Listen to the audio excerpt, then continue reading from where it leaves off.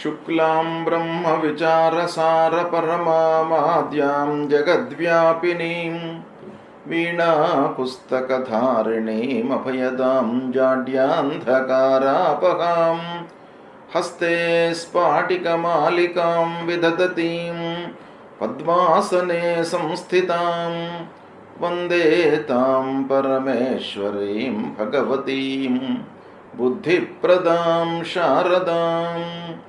శ్రీ మహాగణాధిపతయే నమః. శ్రీ మహాసరస్వత్యై నమః. శ్రీ గురుభ్యో నమః. నవగ్రహాల లోపల అత్యంత శుభగ్రహ అయినటువంటి గురువు యొక్క సంచారము మానవుని పైన చాలా ప్రభావాన్ని చూపిస్తుంది. అంటే గురువు పూర్ణ శుభుడు కాబట్టి ఆ గురువు యొక్క అనుగ్రహము చాలా ఉండాలి, మనకు తప్పకుండా ఉండాలి.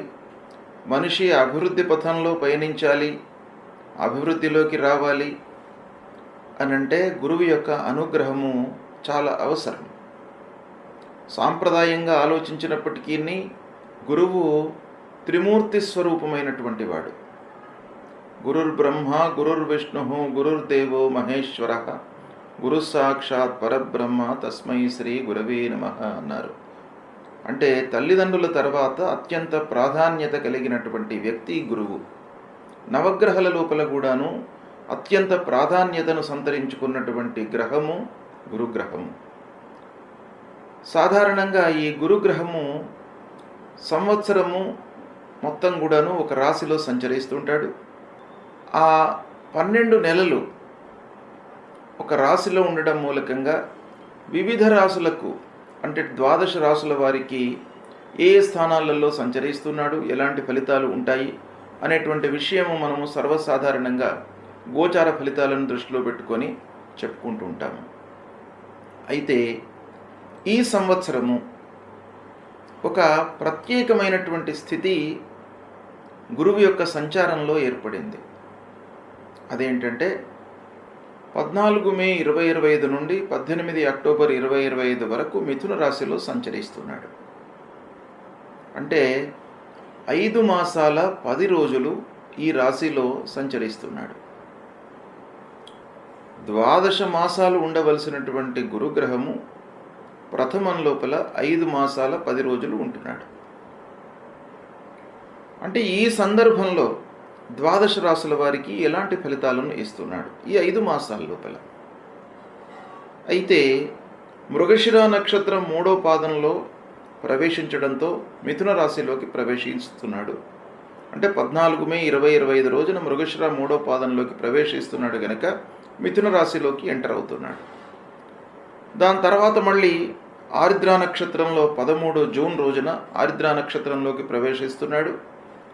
తదనంతరం 13 ఆగస్టు రోజున పునర్వసు నక్షత్రంలోకి ప్రవేశిస్తున్నాడు. ఈ విధంగా ఈ 5 మాసాల 10 రోజులు ఈ నక్షత్రాలలో ప్రయాణం చేస్తున్నాడు గురుగ్రహము. ఈ గురుగ్రహము మానవుడి పైన అంటే జాతకుడి పైన 12 రాశులలో జన్మించినటువంటి వారిపైన అనేక అంశాలపైన ప్రభావాన్ని చూపిస్తుంది. ముఖ్యంగా ఆదాయము, రాబడి, వృత్తిపరమైనటువంటి ఔన్నత్యం ఎలా ఉంటుంది అనేటువంటి విషయం పైన, తర్వాత గురువు సంతానకారకుడు కాబట్టి పిల్లల యొక్క అభివృద్ధి, వాళ్ళ చదువు, ఉద్యోగాలు, సెటిల్మెంటు ఎలా ఉంటాయి అనేటువంటి విషయం పైన కూడాను ఆ గురువు యొక్క ప్రభావం ఉంటుంది.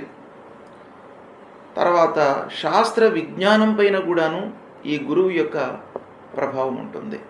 అంటే మనము ఏదైనా కూడాను శాస్త్రము లేదా టెక్నాలజీ పరంగా ఏదైనా కూడాను అవగాహన చేసుకోవడానికి, అర్థం చేసుకోవడానికి, ఉన్నత విద్య మనకు అనుకూలించడానికి కూడాను ఆ గురువు యొక్క అనుగ్రహం బాగా కావాలి. ఇక పాండిత్యము, నలుగురి లోపల కూడాను ఈ విద్యా పాఠవాలు ప్రదర్శించడానికి, మంచి పేరు తెచ్చుకోవడానికి, పండితుడు అనేటువంటి ఒక గౌరవ మర్యాదలు లభించడానికి కూడాను గురువు యొక్క అనుగ్రహం బాగా కావాలి. అంతేకాకుండా ముఖ్యంగా జాతకుడు అంటే మనిషి ధర్మ మార్గంలో ప్రయాణించడానికి కూడాను ఆ గురుగ్రహం యొక్క అనుగ్రహం కావాలి. భక్తి మార్గంలో ప్రయాణించడానికి భక్తి ప్రపత్తులో ఉండడానికి కూడాను ఆ గురువు యొక్క అనుగ్రహం కావాలి. ఆధ్యాత్మిక సాంస్కృతిక కార్యక్రమాలు ఈ మనిషి మనసులో మెదలడానికి కూడాను గురువు యొక్క అనుగ్రహం కావాలి. ఈ విధంగా అనేక అంశాలపైన గురువు యొక్క సంచారము, ఆ గురువు మంచి స్థానాలలో ఉండడము, తద్వారా కలిగేటువంటి విషయాలు చాలా ఉన్నాయి. కాబట్టి గురువు యొక్క సంచారానికి అత్యంత ప్రాధాన్యత ఉన్నది. సింహరాశి వారికి గురు గోచారము అనగా గురువు మిథున రాశిలో సంచరిస్తున్నటువంటి సమయంలో ఎలాంటి ఫలితాలు ఉండబోతున్నాయి అనేటువంటి విషయం గురించి తెలుసుకుందాం. ఈ సంవత్సరము 14 మే 2025 నుండి 18 అక్టోబర్ 2025 వరకు గురువు మిథున రాశిలో సంచరిస్తున్నాడు. ఈ మిథున రాశిలో సంచరించడము సింహరాశి జాతకులకు ఏకాదశ స్థానం అవుతుంది. అంటే 11వ స్థానంలో సంచరిస్తున్నాడు. గోచార రీత్యా చాలా అనుకూలమైనటువంటి స్థానంలో ప్రయాణం చేస్తున్నాడు కనుక చాలా మట్టుకు శుభ ఫలితాలు కలిగే అవకాశాలు ఉన్నాయి ఈ సమయంలో 14 మే నుండి 18 అక్టోబర్ వరకు. అయితే ఎలాంటి విషయాలలో మనకు 2 రకాలుగా కూడాను ఏకాదశ స్థానము గోచార రీత్యా మంచిది. తర్వాత సింహరాశికి పంచమాధిపతి అవుతున్నాడు కనుక పంచమాధిపతి కూడాను శుభగ్రహం, శుభ ఫలితాలను ఇస్తాడు. కాబట్టి 2 రకాలుగా మనకు గురువు ఏకాదశ స్థానంలో మంచి ఫలితాలను ఇవ్వబోతున్నాడు. ఈ సమయాన్ని మీరు సద్వినియోగం చేసుకున్నట్టయితే అద్భుతాలు సృష్టించేటువంటి అవకాశాలు ఉన్నాయి. చాలా మంచి ఫలితాలను మీరు అనుభవించేటువంటి అవకాశాలు కూడాను ఉన్నాయి. అయితే ఎలాంటి ఫలితాలు ఉండబోతున్నాయి అనేటువంటి విషయాన్ని మనం చూసినట్టయితే మీకు సమాజంలో పూర్వం ఉన్నటువంటి గౌరవ మర్యాదలు ద్విగుణీకృతమవుతాయి, గౌరవ మర్యాదలు పెరుగుతాయి.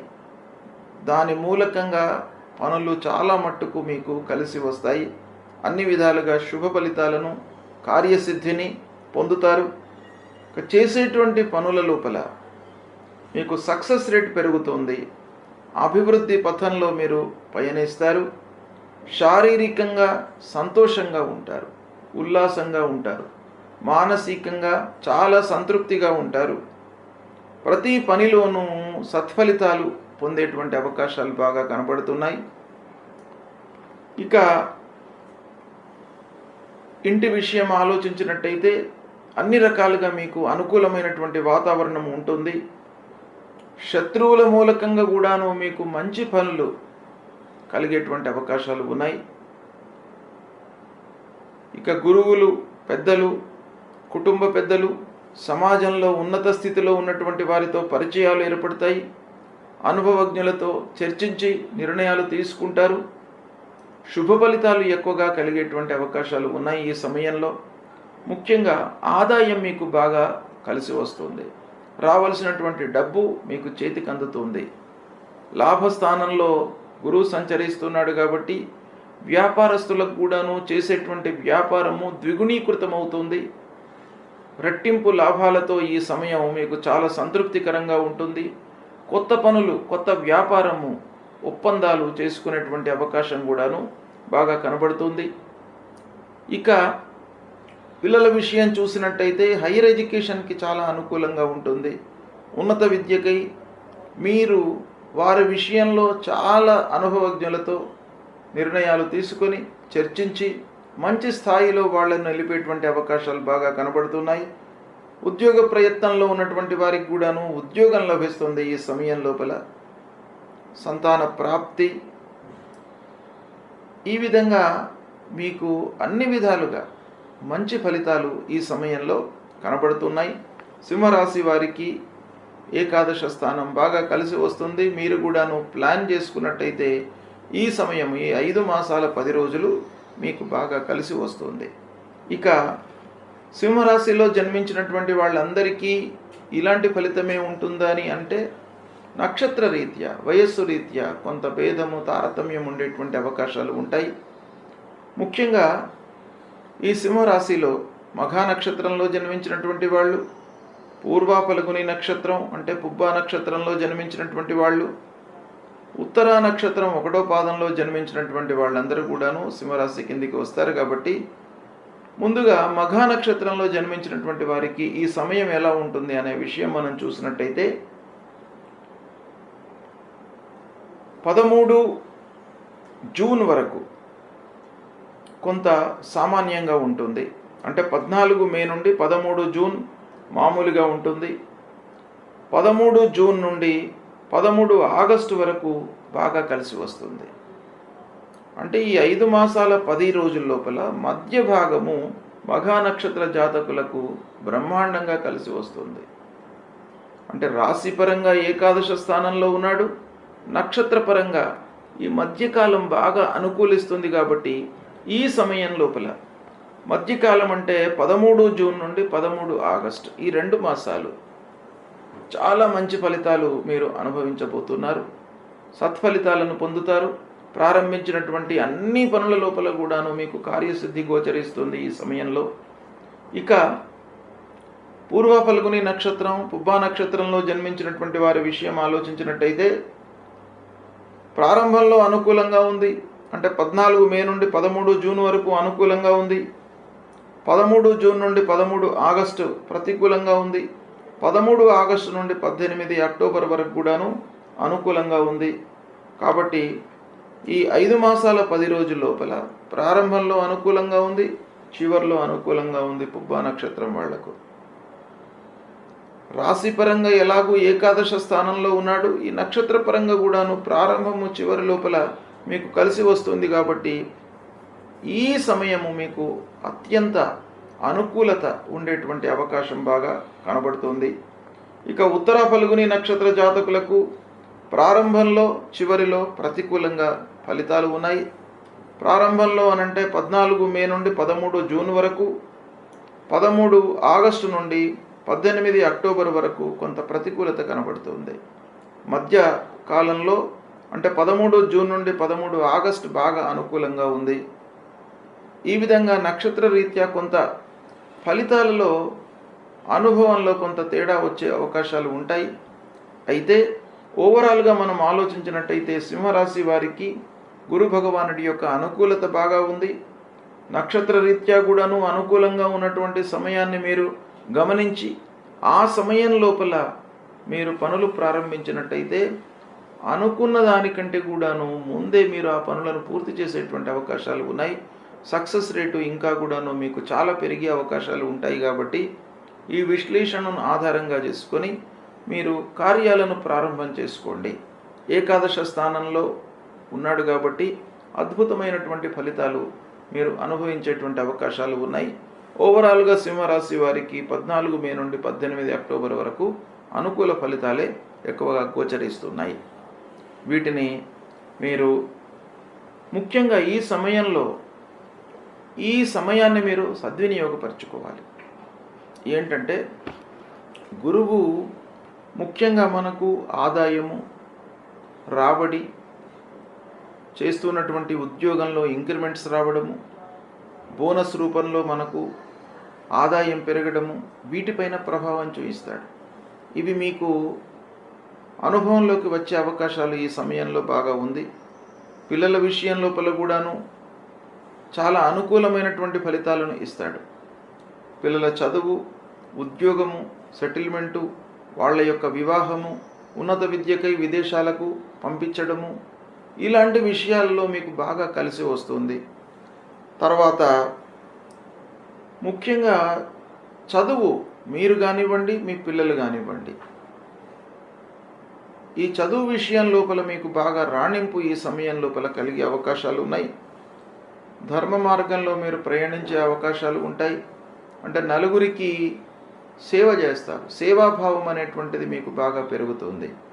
అనుకూలమైనటువంటి సమయము. తర్వాత భక్తి ప్రపత్తులు పెరుగుతాయి. సాంస్కృతిక కార్యక్రమాలకు వెళుతారు. ఇలాంటి శుభ ఫలితాలు మీకు ఈ సమయంలో బాగా కలిసి వస్తాయి.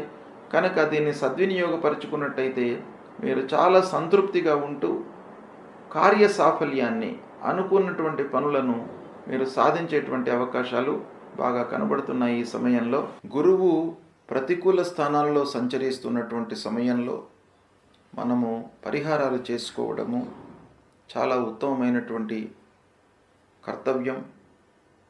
అంటే మానవ ప్రయత్నంగా కొన్ని రెక్టిఫికేషన్స్ చేసుకొని భగవంతుడి అనుగ్రహం కొరకై మనము పరిహారాలను చేసుకోవాలి. పరిహారాలను చేసుకునేటువంటి క్రమంలో మనకు శాస్త్రము 3 రకాలుగా చెప్పింది. ఒకటి, ఆ గురువుకు సంబంధించినటువంటి మూలమంత్రాన్ని ప్రతినిత్యం కూడాను జపించుకోవడము. దేవానాంచ ఋషీణాంచ గురుంకాంచన సన్నిభం వందనీయం త్రిలోకానాం తం నమామి బృహస్పతిం అనేటువంటి ఈ మూలమంత్రాన్ని ప్రతినిత్యం కూడాను 16 సార్లు జపించినట్టయితే ఆ గురు భగవానుడి యొక్క అనుగ్రహం మీకు లభిస్తుంది. రెండవది, మాతాపితృలను సేవించడము. ఇది చాలా ముఖ్యమైనటువంటిది. రెండవది, ప్రతినిత్యం కూడాను తల్లిదండ్రులను సేవించడం మూలకంగా, తల్లిదండ్రులు ప్రథమ గురువులు మనకు కాబట్టి వారి యొక్క అనుగ్రహం లభిస్తుంది.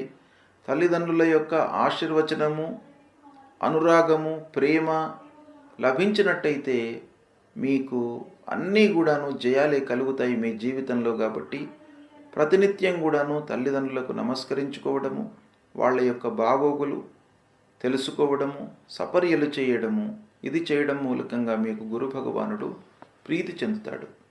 ఇక మూడవది, గురువుకు సంబంధించినటువంటి దానాలు ఇవ్వడము.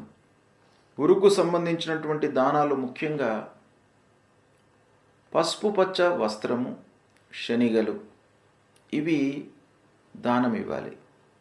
వస్త్రదానము, శనిగలు దానంగా ఇవ్వడం మూలకంగా కూడాను ఆ గురు భగవానుడు ప్రీతి చెందుతాడు. దానము ఎప్పుడైనా కూడాను మనము ఎవరికైతే అవసరమో వాళ్ళకే దానం ఇవ్వాలి. కొంత ఇబ్బందులలో ఉన్నటువంటి వాళ్లకు, అలాంటి వాళ్లకు మనం దానం ఇచ్చినట్టయితే ఆ దానానికి విలువ ఉంటుంది. కడుపు నిండినటువంటి వాడికి భోజనం పెడితే ఆ భోజనంలో ఉన్నటువంటి రుచి అనేటువంటిది వాడికి తెలియదు. ఆకలితో ఉన్నటువంటి వాడికి భోజనం పెట్టడము, ఇలాంటివి కొన్ని చేయడం మూలకంగా ఆ గురు భగవానుడు ప్రీతి చెంది మీకు దుష్ట స్థానాలలో సంచరిస్తున్నటువంటి ఆ ప్రతికూల ఫలితాలను తగ్గించి అనుగ్రహించేటువంటి అవకాశాలు ఉంటాయి. కాబట్టి తప్పకుండా ఈ దానాలను కూడాను మీరు ఆచరించండి. నాలుగవది, భగవంతుడి అనుగ్రహం కొరకై దేవాలయానికి వెళ్ళడము, దైవ ప్రార్థన చేయడము, నామ సంకీర్తన చేయడము, ఇవి కూడాను మనకు ఈ పరిహారంలో చాలా ముఖ్యమైనటువంటివి. దత్తాత్రేయ స్వామిని కొలవండి, దక్షిణామూర్తి స్తోత్ర పారాయణం చేయండి, తర్వాత నరసింహస్వామిని కొలవండి, విష్ణు భగవానుని కొలవండి. దైవ కీర్తన, నామ సంకీర్తన అనేటువంటిది చాలా ముఖ్యమైనటువంటిది. కాబట్టి ఈ రకంగా మీరు చేసినట్టయితే ఆ గురు భగవానుడు మిమ్మల్ని అనుగ్రహిస్తాడు. కనుక తప్పకుండా గురువు ప్రతికూలంగా సంచరిస్తున్నప్పుడు తప్పకుండా మనము పరిహారాలు చేసుకోవాలి. ఇవి చేసుకోండి, మీరు శుభ ఫలితాలను పొందుతారు.